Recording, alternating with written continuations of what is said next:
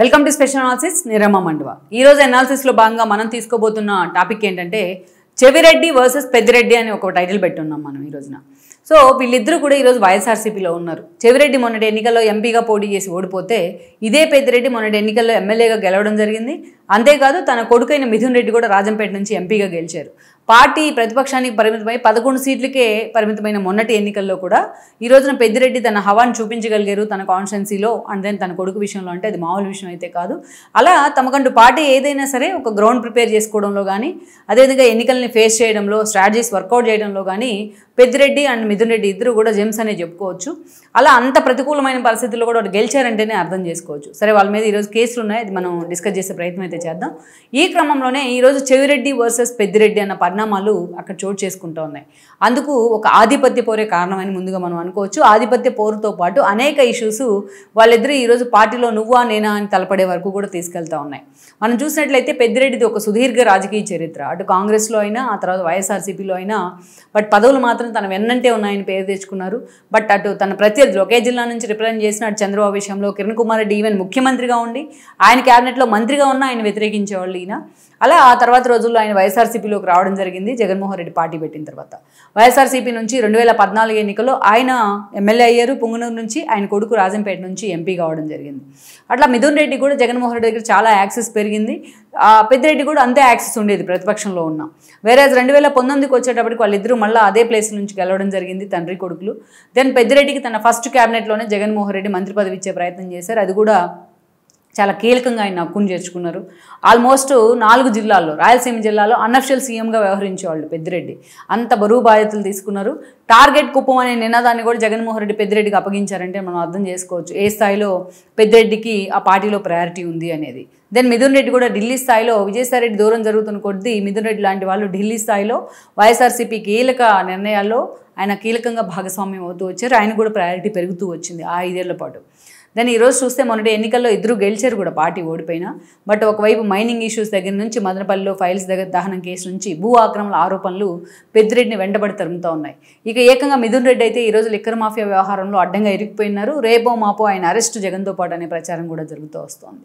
ఇంకోవైపు చూసినట్లయితే ఈరోజు ఇక చెవిరెడ్డి విషయానికి వచ్చినట్లయితే చెవిరెడ్డి ఆల్మోస్ట్ ఆయన జగన్మోహన్ రెడ్డికే కాదు ఆయన తండ్రికి కూడా అత్యంత సన్నిహితుడిగా పేరుండేది. టీటీడీ బోర్డు మెంబర్గా కూడా పనిచేశారు ఆయన. సో వైఎస్ మరణం తర్వాత ఆయన జగన్మోహన్ రెడ్డి వెంట నడిచారు. తుడా చైర్మన్గా కూడా పనిచేశారు ఆయన వైఎస్ హయాంలో.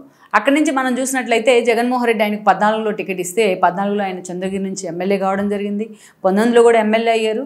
బట్ మంత్రి పదవి వస్తుంది అనుకున్నప్పటికీ మంత్రి పదవి మాత్రం లోకల్గా ఉన్న క్యాస్ట్ ఈక్వేషన్స్లో ఆయనకు మంత్రి పదవి అవకాశం అయితే రాలేదు. రోజా లాంటి వాళ్ళకి వచ్చింది కానీ ఆ జిల్లా నుంచి, ఆయనకైతే రాలేదు, ఉమ్మడి చిత్తూరు జిల్లా నుంచి. దెన్ అక్కడి నుంచి చూస్తే బట్ 5 ఏళ్ల పాటు మంత్రి పదవి రాకపోయినా, కరుణాకర్ రెడ్డి లాగా టీటీడీ బోర్డు లాంటి పదవులు రాకపోయినా బట్ తన హవానైతే చెవిరెడ్డి కొనసాగిస్తూ వచ్చారు. ఆయనకి సొంతగా సర్వేస్ టీం ఉంది. అటు ఏదైతే జగన్మోహన్ రెడ్డికే కాదు ఆయన ప్రభుత్వ పనితీరుకు సంబంధించిన అంశాలే కాదు, ఈవెన్ ఆయన క్లోజ్ అసోసియేట్ అయిన కేసీఆర్కి సంబంధించిన అంశాలు, ఆయన ప్రభుత్వ పనితీరు మీద కూడా డైలీ డెవలప్మెంట్స్ మీద కూడా సర్వే చేస్తూ అప్డేట్స్ ఇస్తూ ఉండేవాళ్ళు చెవిరెడ్డి అంటే. సో అందుకే జగన్మోహన్ రెడ్డి కూడా అత్యంత క్లోజ్ అయిన నేతగా మారారు చెవిరెడ్డి. అంత అనుంగు ఫాలోయర్గా మారారు. ఏకంగా టీటీడీ సెట్టింగ్ తీసుకొచ్చి ఇంటి ముందు సెట్టింగ్ వేస్తే అక్కడ భారతీయ జగన్మోహన్ రెడ్డి పూజలు చేసిన పరిస్థితికి అంటే చెవిరెడ్డికి ఆ స్థాయిలో ప్రయారిటీ ఉండేది. గోశాలను కూడా కట్టించారు తాడేపల్లిలో ఆయన. అలా 5 ఏళ్ల పాటు అప్రతిహతంగా తన హవాను ఆయన కొనసాగిస్తూ వచ్చారు. అక్కడి నుంచి మనం చూసుకున్నట్లయితే ఇక మొన్నటి ఎన్నికల సమయంలో కీలక పరిణామం లాస్ట్ మీట్లో మాగుంట శ్రీనివాసరెడ్డి పార్టీలోంచి ఎగ్జిట్ అయ్యి వెళ్ళిపోవడం. లాస్ట్ మీట్ వరకు బాల్ని ట్రై చేసిన జగన్మోహన్ రెడ్డి అందుకు ఒప్పుకోపోవడం చూసాం మనం. ఈ క్రమంలోనే ఒంగోలు స్థానం ఖాళీగా ఉంది. అప్పుడు చెవిరెడ్డిని తీసుకొచ్చి బలవంతంగా జగన్మోహన్ రెడ్డి అక్కడ ప్లాన్ చేసే ప్రయత్నం చేస్తే సో చెవిరెడ్డి అక్కడ ఎంపీగా పోటీ చేసి ఓడిపోయారు.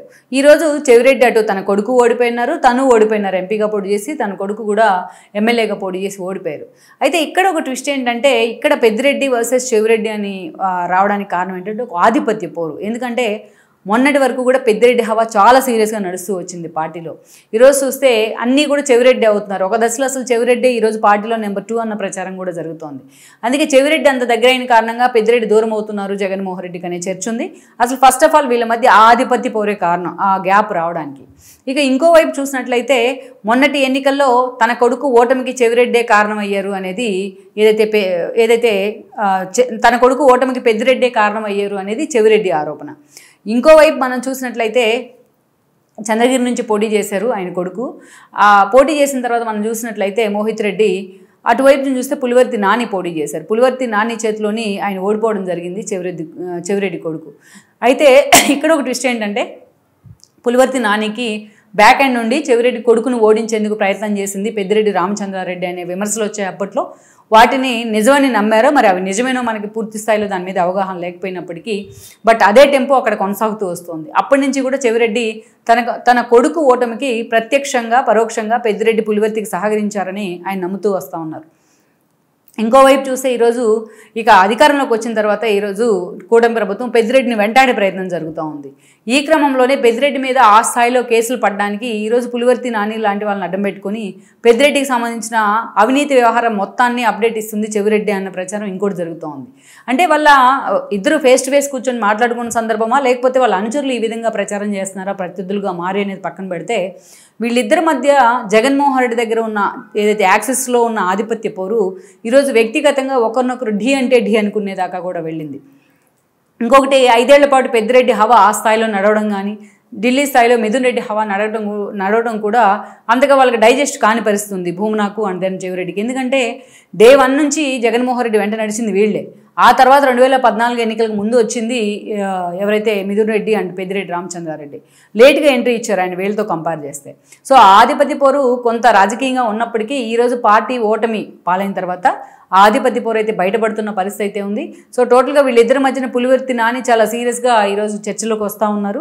ఓవరాల్గా దీంట్లో ఎంతవరకు నిజం ఉంది అనేది మనం పక్కన పెడితే ఈరోజు పెద్దిరెడ్డి వర్సెస్ చెవిరెడ్డి అనే పరిణామాలు మాత్రం ఉమ్మడి చిత్తూరు జిల్లా వైసీపీలో నిజంగానే ఒక వార్తాంశంగా మారాయంటే అది అతిశయోక్తి కాదు.